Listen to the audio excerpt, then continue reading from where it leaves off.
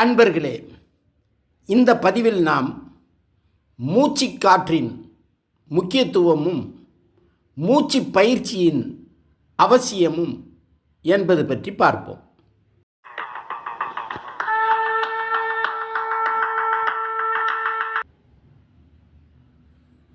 ஒரு மனிதன் நல்ல உடல்நிலையுடன் இருக்கும்போது பொதுவாக அவன் 16 முறை மூச்சிழுக்கிறான், அதாவது சுவாசிக்கிறான். இது அவன் சாதாரணமாக இருக்கும் நிலையில் நடைபெறுகிறது. உதாரணத்திற்கு, அவனது 16 முறை சுவாசித்ததை 16 அங்குலம் சுவாசித்ததாக வைத்து கொண்டால் அவனுக்கு 8 அங்குல சுவாசம் வெளியே செல்கிறது, 8 அங்குல சுவாசம் மிச்சமாகிறது. ஆனால் அதே மனிதன் செய்யும் செயலுக்கும் அதன் தன்மைக்கும் ஏற்ப இந்த சுவாசத்தின் அளவு, அதாவது மூச்சு உள்ளிழுத்தல் வெளியிடுதல், உடலின் உள் மிச்சமிருத்தல் அளவுகளில் மாறுதல்கள் ஏற்படும். ஒரு மனிதனுக்கு சாதாரணமாக 8 அங்குல சுவாசம் வெளியேறியது என்றால் அவன் பேசும்போது 12 அங்குல சுவாசம் வெளியேறும், நடக்கும்போது 16 அங்குல சுவாசம் வெளியேறும், ஓடும்போது 27 அங்குல சுவாசம் உள்ளேயும் 54 அங்குல சுவாசம் வெளியேயும் செல்கிறது.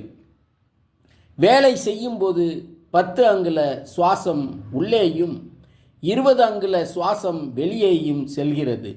சண்டை போடும்போது 12 அங்குல சுவாசம் உள்ளேயும் 24 அங்குல சுவாசம் வெளியேயும் செல்கிறது. உடலுறவின் போது 24 அங்குல சுவாசம் உள்ளேயும் 64 அங்குல சுவாசம் வெளியேயும் செல்கிறது.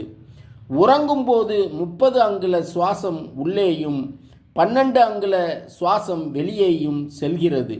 இவ்வாறு கூடுதலாக செலவாகும் சுவாசம் மேற்கண்ட செயல்கள் நிகழாத மற்ற நேரங்களில் நாம் சுவாசிக்கும் காற்றின் மூலம் இந்த இழப்பை ஈடு செய்கிறது. ஒருவர் காற்றை உட்கொள்வதை பூரகம் என்றும் வெளியிடுவதை திரேசகம் என்றும், காற்றை வெளியிடாமல் தேக்கி வைப்பதை கும்பகம் என்றும் நம் தமிழ் சித்தர்கள் கூறுகிறார்கள்.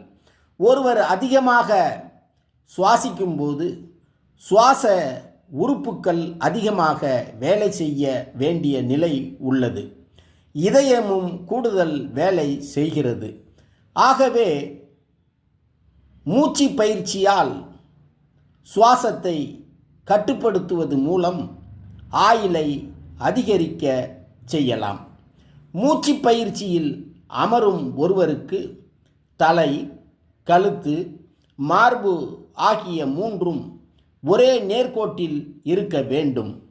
நாள்தோறும் முறையாக தொடர்ந்து மூச்சு பயிற்சி செய்வதன் மூலம் தனது உடலினுள் உறங்கிக் கொண்டிருக்கும் குண்டலினியை விழிப்படைய செய்யலாம்.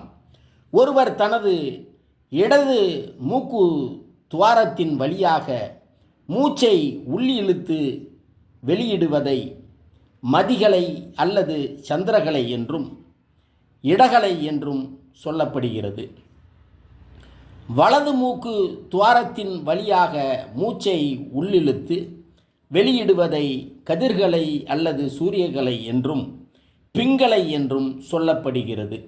அதுபோலவே இடது மூக்கு துவாரத்தின் வழியாக மூச்சை உள் இழுத்து வலது மூக்கு துவாரத்தின் வழியாக வெளியிடுவதை வஞ்சகம் என்றும் சொல்லப்படுகிறது.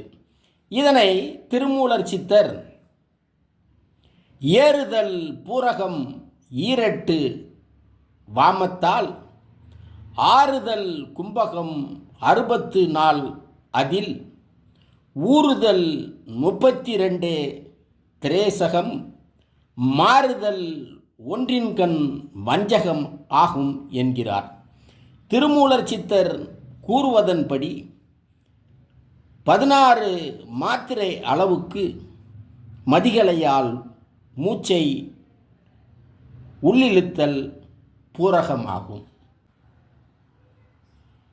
அதுபோல் 64 மாத்திரை காலத்திற்கு மூச்சை உள்நிறுத்தி வைத்தல் கும்பகமாகும். 32 மாத்திரை கால அளவிற்கு மூச்சை மெதுவாக வெளிவிடுவது திரேசகம் ஆகும். இவைகளின் விகிதாச்சாரம் 1:4:2 என்ற வீதத்தில் இருத்தல் முக்கியம். ஆக மூச்சு பயிற்சியானது பூரகம், திரேசகம், கும்பகம் எனும் 3 பிரிவுகளை கொண்டது. மூச்சு பயிற்சிக்கென சில விதிமுறைகள் உள்ளது. மூச்சு காற்றோடு வெளிக்காற்றும் நாசியின் வழியே உள் சென்று அக்காற்று உள்ளுக்குள் நிறையும் படி செய்தலே பூரகம் எனப்படுகிறது. அப்படி உள் சென்று நிரம்பிய காற்றை அசையாது நிறுத்தி குடத்து நீரை போல பெருகி இருக்குமாறு செய்தலே கும்பகம் எனப்படுகிறது. அப்படி கும்பித்த காற்றை நாசியின் வழியாக வெளிவிடுதலே திரேசகம் எனப்படுகிறது.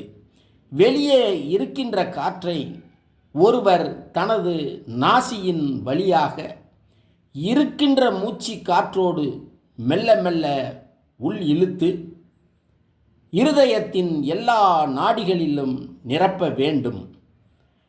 முதன்மையான வேலையை பெரிய காற்று அடக்கம் அல்லது பூரகம் என்று சொல்லப்படுகிறது. ஒருவர் தனது சுவாசம் எனும் மூச்சுக்காற்றை அடக்கும்போது அவரது உச்சி முதல் பாதம் வரை மூச்சுக்காற்று நிரம்பி அதன் ஆற்றல் பரவுகிறது. ஒருவர் கும்பகம் செய்யும்போது அவரின் இதயத்திலிருந்து வாயு எழும்புகிறது. அதனால் வெப்பம் உண்டாகிறது.